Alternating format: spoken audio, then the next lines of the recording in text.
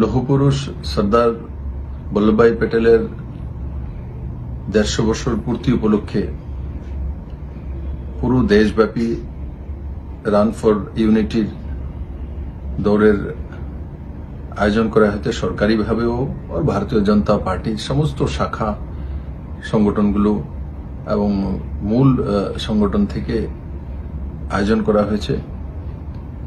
সর্দার বল্লভভাই প্যাটেল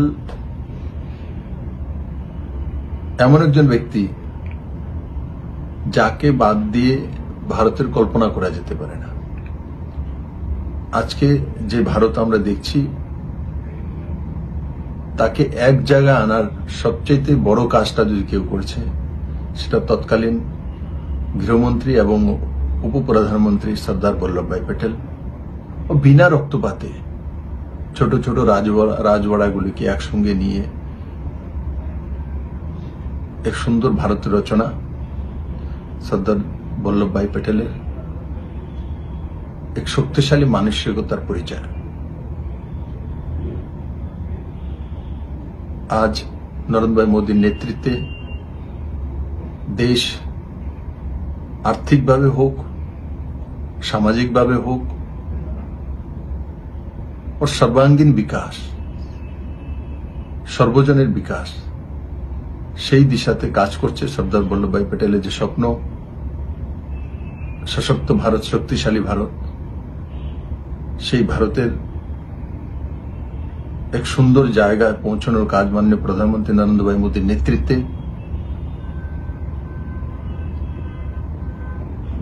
এক সুন্দর জায়গা ভারত পৌঁছেছে। আর আজকের দিনে মাননীয় প্রধানমন্ত্রীর যে দূরদর্শিতা, নবরাত্রা থেকে দেওয়ালি পর্যন্ত জিএসটিতে যে রিডাকশন উনি করে দিয়েছিলেন, তাতে বড় মাত্রায় ভারতীয় বাজারে বিক্রয়ের যে মাত্রা, ক্রয়ের যে মাত্রা বড় অংশের বেড়েছে এবং তার তথ্য সহ রিপোর্ট এসছে। আমি সমস্ত ভারতবাসীকে সর্দার বল্লভভাই প্যাটেলের এই জন্ম জয়ন্তীতে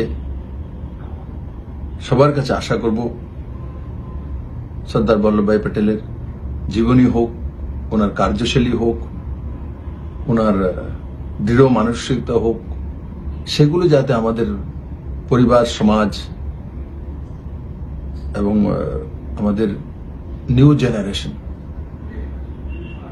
আলোচনার মাধ্যমে, চর্চার মাধ্যমে সেগুলো আমরা পৌঁছতে পারি। সেই দিশায় সবাই যাতে কাজ করি, কারণ সশক্ত ভারত সশক্ত ব্যক্তিত্বের কল্পনা না করে করা যেতে পারে না। আর সেটাই হবে সর্দার বল্লভভাই প্যাটেলের জন্ম জয়ন্তীর সবচেয়ে বড় উপহার।